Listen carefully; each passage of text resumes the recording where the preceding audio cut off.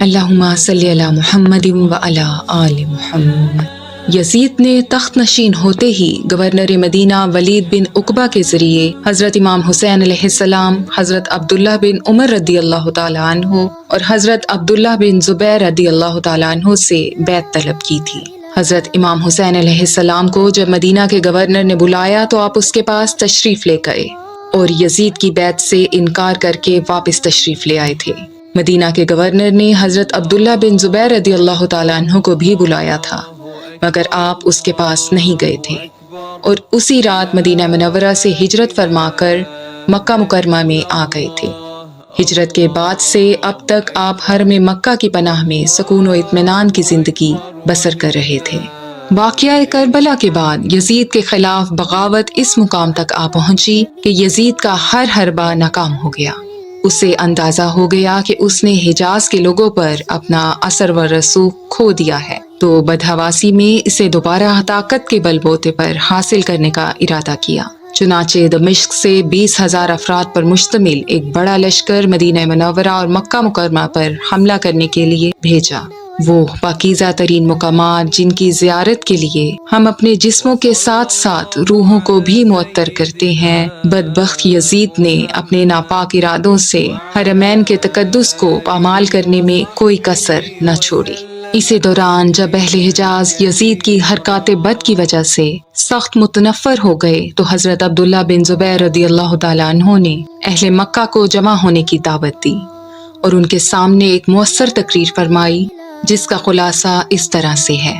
اہل عراق خصوصاً اہل کوفہ سوائے چند ایک کے ایسے غدار و بد کردار ہیں کہ انہوں نے فرزند رسول صلی اللہ علیہ وآلہ وسلم کو بلایا کہ ان کی نصرت و امداد کریں گے اور انہیں اپنا فرما روا بنائیں گے، مگر ان غداروں نے ایسا نہ کیا، بلکہ وہ یزیدی حکومت کے ساتھ مل گئے اور کہنے لگے کہ خود کو ہمارے حوالے کر دے تاکہ ابن زیاد کے حوالے کیا جا سکے یا پھر ہمارے ساتھ جنگ کریں۔ حضرت امام حسین علیہ السلام نے ذلت کی زندگی پر عزت کی موت کو ترجیح دی اور دشمن کے انبوہ کثیر کے سامنے گردن نہ جھکائی۔ اللہ تعالیٰ ان پر رحم فرمائے اور ان کے قاتلوں کو ذلیل و خوار کرے۔ ان لوگوں نے حضرت امام حسین علیہ السلام کے ساتھ جو کچھ کیا ہے، اس کے بعد ہم ان لوگوں سے کس طرح مطمئن ہو سکتے ہیں اور ان کی اطاعت کو قبول کر سکتے ہیں؟ وہ اس چیز کے اہل نہیں ہیں کہ ان کی اطاعت کی جائے۔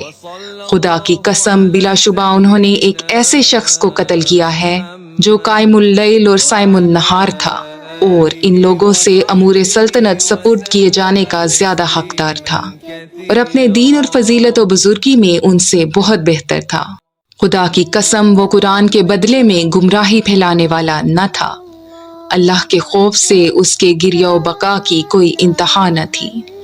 وہ روزوں کو شراب نوشی سے نہیں بدلا کرتا تھا اور نہ اس کی مجلس میں ذکر الہی کی بجائے شکاری کتوں کا ذکر ہوتا تھا۔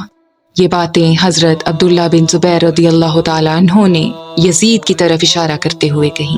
اس کے بعد ابن زبیر رضی اللہ تعالیٰ عنہ نے کہا کہ عنقریب یہ یزیدی لوگ جہنم کا ایندھن ہوں گے۔ حضرت عبداللہ بن زبیر رضی اللہ تعالیٰ عنہ کی مذکورہ تقریر کے بعد لوگوں نے آپ سے درخواست کی کہ آپ اپنی بیعت کا اعلان کر دیں۔ چنانچہ آپ نے اپنی بیعت کا اعلان کر دیا۔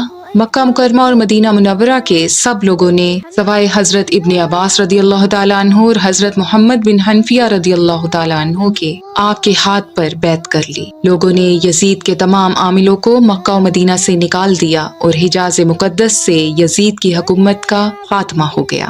ادھر یزید کو ان حالات کی خبر ہوئی تو اس نے ایک بہت بڑا لشکر مدینہ منورہ اور مکہ مکرمہ پر حملہ کرنے کے لیے بھیجا۔ اس لشکر نے مدینہ منورہ اور اہل مدینہ کے ساتھ جو ناروا سلوک کیا، اس کی تفصیلات کا ذکر پہلے چیپٹرز میں ہو چکا ہے۔ مختصراً ذکر کرتے ہیں کہ یزید نے فوج کا کمانڈر مسلم بن عقبہ المری کو مقرر کیا تھا، جسے ظلم میں ہر حد سے بڑھ جانے کی وجہ سے مصرف کا نام دیا گیا۔ وہ مدینہ کے مقام ہر رات واقم پر پہنچا تو خون ریزی کا بازار گرم کر دیا۔ تاریخی کتب میں ہے کہ اس جہنمی نے 3,500 افراد موالی سے، 1,400 افراد انصار سے اور کچھ کتب میں 1700 افراد انصار سے اور 1300 افراد قریش میں سے شہید کر دیے۔ اس کے وحشی مدینہ داخل ہو گئے، لوگوں کے مال ہتھیا لیے، لوگوں کو قیدی بنا ڈالا اور بے شمار عورتوں اور لڑکیوں کی آبرو ریزی کی۔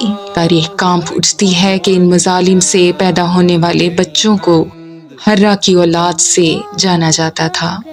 اِنَّ لِلَّهِ وَإِنَّا إِلَيْهِ راجعون۔ مدینہ منورہ کے بعد اس لشکر بد نے حسین بن نمیری کی قیادت میں مکہ مکرمہ پر حملہ کر دیا۔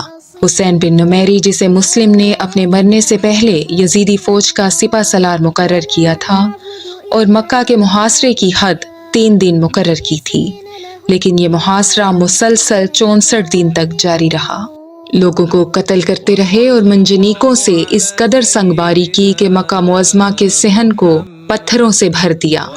کعبہ معظمہ پر سنگباری کرتے ہوئے یزیدی شعر پڑھتے جاتے تھے اور سنگباری کرتے جاتے تھے۔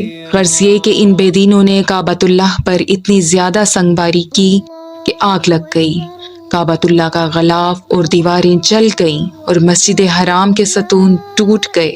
قدرت الہی جلال میں آئی اور یزید کی دراز رسی کاٹ دی گئی۔ رب تعالیٰ نے خود سزا دینے کا حکم صادر فرمایا۔ جنگ ابھی جاری تھی کہ یزید بدبخت کے مرنے کی خبر آئی۔ جو ہی یزید کی ہلاکت کی خبر آئی، حضرت عبداللہ بن زبیر رضی اللہ تعالیٰ عنہ نے پکار کر کہا، اے شامیو، تمہارا طاغوت ہلاک ہو گیا ہے۔ یزید کی موت سے اہل شام کے حوصلے پست ہو گئے، جبکہ عبداللہ بن زبیر رضی اللہ تعالیٰ عنہ اور ان کے حامیوں کے حوصلے بلند ہو گئے۔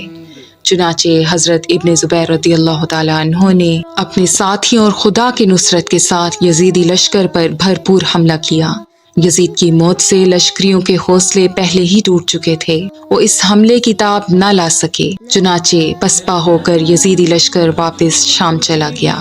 اس طرح اہل مکہ کو یزیدیوں کی درندگی اور بربریت سے نجات ملی۔